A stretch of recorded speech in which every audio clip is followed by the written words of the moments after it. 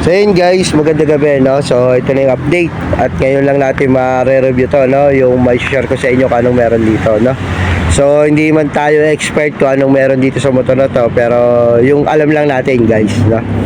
So ngayon kasi paggabi tayo kaya madilim, gabi na natin na ma-update at ma-review, no? So ito pala kinuha ko guys ay Rossi Macho, no? Na TC150. Yan. Mapapansin nyo yung makina niya ay gray kasi ang 125 kulay black, ang 175 naman ay gold brown. So diyan pala sa makina malalaman nyo na guys, no? Tapos meron siya rin dito guys na dalawang shock, no? Sa likod. So kasi pan tricycle yan kaya dalawang shock, pero hindi siya tulad ng iba na single shock lang, no? Pero pagka single naman ang gagamitin mo guys, pwede nyo tanggalin tong isa, no? Tapos pag ano nyo siya para mas lumambot yung shock. Dalawa kasi ang gawa ng pan tricycle guys, no? Tapos meron siya ritong telescopic na shock, no? Tapos naka ano siya, ito guys, naka drum brake. So ayan, naka drum brake yan guys, no? Tapos sa likod ganun din, naka drum brake din, no? Ayan. Tapos dito naman guys ang switch niya. So ito yung high yellow. Ayan, high yellow. Tapos signal light, turn signal light.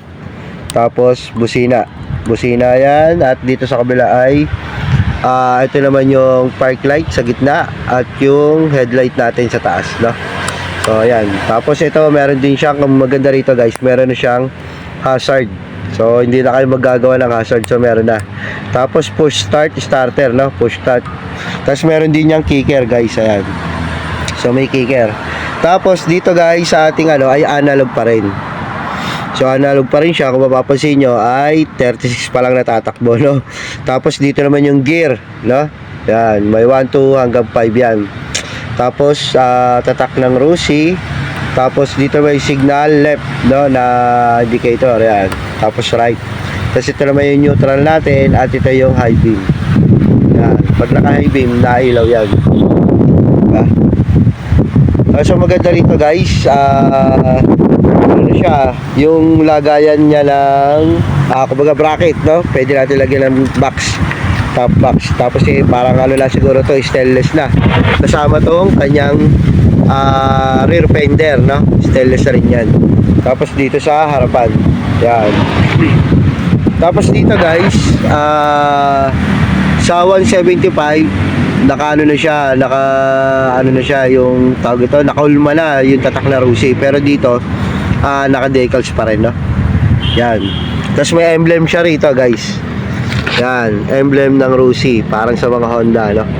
Tapos dito may mga butas para sa hangin. Tapos box type siya guys, no? Square type pala, square type ang kanyang headlight.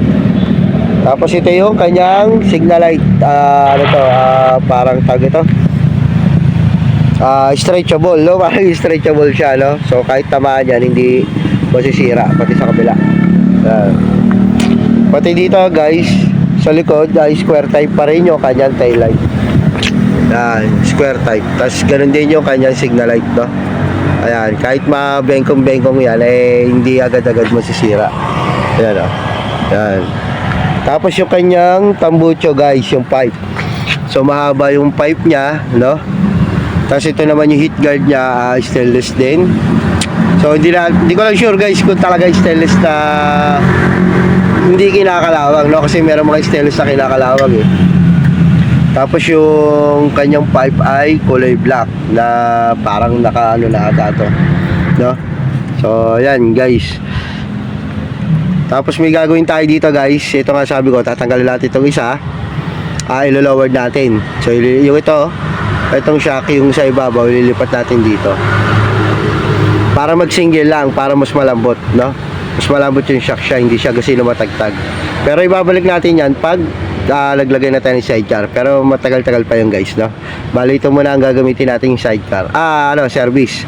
Tapos yung kanyang upuan guys, sakto lang, hindi siya matigas, hindi siya malambot, so sakto lang. Kasi medyo ano nga lang siya, medyo may kataasan lang, no? Kaya doon tayo maglo-lowered. Yan. Tapos dito guys, yung kanyang pan-lowered. Ito yung gagawin natin, no? Ilo-lowered lang natin. Susunod guys, gagawin natin ng video kung paano may ilo-lowered, no? Ayan. Kabilaan yan. Para siyan, meron dito, tsaka dito guys. Yan. Tapos itong ano niya guys, side mirror niya pabilog, no? So hindi ko kasi ng trip yung bilog. So meron ako luma doon na parang leaf style, yung parang dahon. So yun ang ilalagay natin. Kasi ito, yung kanyang silinyador ay black, no?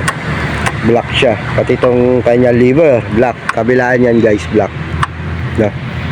Tapos itong kanyang tangkay guys ay meron tong capacity na 10 to 12 bata na ano, na tangkay, no?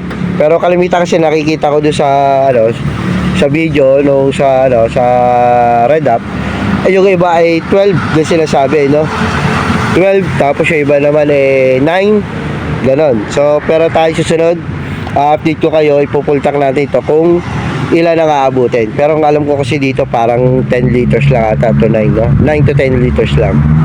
Kasi wala naman tong manual na kasama guys, no? So yan. So 150. So ang kagandaan dito guys, medyo malaki yung kanyang makina compared dun sa 125. Pero syempre budget meal 125 kayang-kaya na at mura pa, no? So dito ngayon guys, meron siyang monthly pagka 36 months ay meron siyang 2,395, no? Pagka update ka may rebates na 300. So no down payment sila guys, no down payment sila. Dito lang yan sa Santa Cruz, Rusi Santa Cruz, Laguna, sa ano, Laguna, no? Siguro naman kahit sa Rusi isa lang naman yan. So ngayon promo sila, no down payment. So diretso monthly na sila, no? So kinuha natin, hulugan kasi to guys, 3 years ang kinuha natin para syempre may budget pa tayo. Kasi ito pa ang kagandahan guys, yung kanyang carburetor ay made in Japan, no? Yan, no? Made in Japan. So original yung kanyang Japan, no? Tapos itong cover natin dito sa may battery niya, kung mapapansin nyo, yung unang ganito ay walang butas. So ito meron, no? 1, 2, 3, 4, 5, 6 na butas. Pati dito sa kabila guys meron din. Yan, so 6 din na butas dito sa may battery natin. So yan, tapos meron din tong free tools guys, may free tools yan. So ang free tools ito, screw, tapos pantanggal ng spark plug, no? Tapos 10mm ata na ano, open range. So ayan, diba? Tapos ang size ng gulong nito guys sa harapan ay 2.75 by 17, no? Yung gulong niya. Tapos dito sa likod naman ay 3.00 by 17. Ayan. So magkaiba lang sila ng design kasi palikod to guys. Ayan yung likod, yung design ng likod. At ito naman yung design sa harap. Ayan. So magkaiba, no? So yun guys, yun lang naman ang update natin dito, no? So 150cc, pero ang pinaka ano nito ay pumapatak na 146cc, no? So ayan, kung meron pa akong kulang sa ating review at dito sa sinabi ko, ay comment nyo na lang sa baba guys, no? Kasi hindi rin naman tayo professional sa mga ganito, no? Sa pagre-review ng ating motor. Pero yun lang ang alam natin dito sa motor na to, no? Yan. At wala kasing manual na kasama, kaya hindi rin natin mababasa kung ano yung mga meron dito sa motor na to. Pero sa ngayon, yun lang po. Yun lang muna, no? At abangan nyo sa susunod guys ang paglo-lowered natin. So mabilis ang video na lang din yung gagawin ko, no? Tapos tuturo ko na lang kung paano nyo na i-lowered, diba? Babawasan lang natin na kaunti na may lowered, no? So ayan, kung nagustuhan nyo itong video na to guys, huwag kalimutan mag-like, comment, no? At i-share nyo na rin itong video na to guys. At sa ano nga pala, sa mga bago nating viewers dyan, no? mga hindi pa nakapag-subscribe ay mag-subscribe na kayo. At meron kasi tayong 95% na hindi pa nakapag-subscribe dito sa ating channel, no?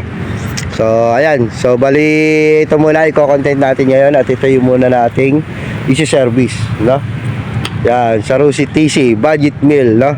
At sabot-sabot lang, sabi nga nila. Pero, magagawa mo, makukuha mo ang dream bike mo o kung gusto mo magkaroon ng motor, no? Ayan, syempre, murang-mura, kayang-kaya ng bulsa. So, ayan, I hope guys at nag-enjoy kayo sa ating vlog for today, no? So, ingat kayo palagi, ride safe. God bless guys.